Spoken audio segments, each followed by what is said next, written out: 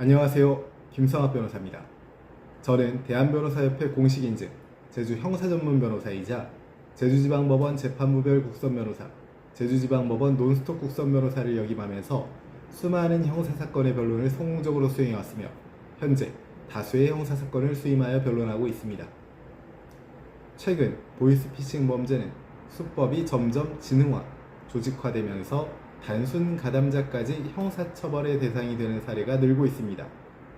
특히 단기 아르바이트, 고수익, 부업 등을 가장한 제한에 현혹되어 범죄에 연루되는 경우도 적지 않습니다.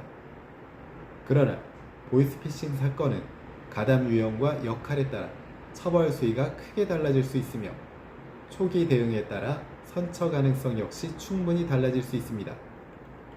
오늘은 보이스피싱 가담 유형별 처벌 기준과 선처를 위한 방안을 설명드리겠습니다. 보이스피싱은 단순 사기가 아닌 조직적, 계획적 범죄로 평가됩니다. 주로 형법상 사기죄, 전기통신금융사기 피해방지 및 피해금 환급에 관한 특별법 위반 혹은 범죄단체 조직, 가입죄 등이 적용될 수 있습니다. 가담 정도가 중하다고 판단될 경우 실형 선고 가능성도 배제할 수 없습니다. 따라서 제주 보이스피싱 변호인과의 상담 과정에서도 혐의 인정 범위와 역할 구분이 무엇보다 중요하게 다뤄집니다.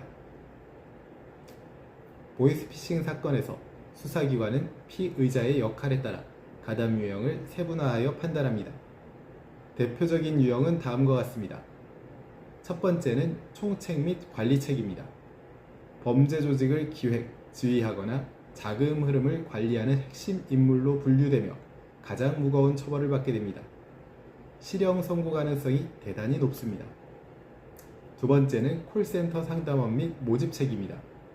피해자에게 직접 전화를 걸어 기망행위를 하거나 하위 가담자를 모집하는 역할을 맡습니다.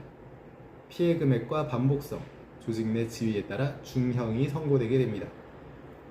세 번째는 수거책입니다. 피해자로부터 현금이나 수표를 직접 수거해 전달하는 역할로 현장에서 검거되는 사례가 많습니다. 단순 전달 역할이라 하더라도 보이스피싱 범죄의 핵심 실행행위로 평가되어 결코 가볍게 처벌되지 않으며 실형이 선고되는 경우가 대단히 많습니다. 네 번째는 통장 대여자 및 명의 제공자입니다. 본인 명의 통장, 체크카드, 휴대전화 등을 제공한 경우로 범행 인식 여부가 쟁점이 됩니다. 고의가 인정될 경우에는 사기방조 또는 공동정범으로 처벌될 수 있습니다.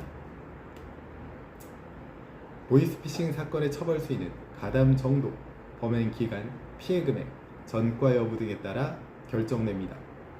단순 가담자라 하더라도 피해 금액이 크거나 반복 가담이 인정되면 실형 선고 가능성이 대단히 높아집니다.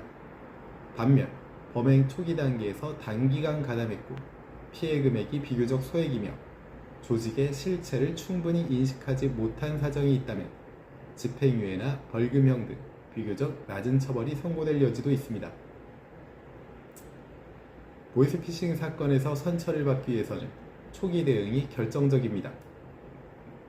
먼저 자신의 가담 범위와 역할을 정확히 파악해야 하며 과장되거나 불리한 진술은 피해야 합니다. 다음으로 범행 인식 정도에 대한 소명이 중요합니다. 단순 아르바이트로 인식했는지, 범죄임을 인지한 이후 즉시 가담을 중단했는지 여부는 양형에 큰 영향을 미칩니다. 이를 입증할 수 있는 대화 내용, 공고문, 지시 메시지 등을 체계적으로 정리해야 합니다. 또한 피해 회복 노력 역시 중요한 선처 요소입니다. 가능하다면 피해 금액 변제 또는 합의 시도를 통해 반성의 태도를 보여주는 것이 도움이 됩니다.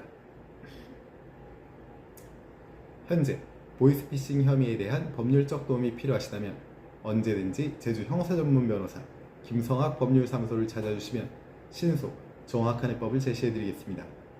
조금이나마 도움이 되었으면 합니다.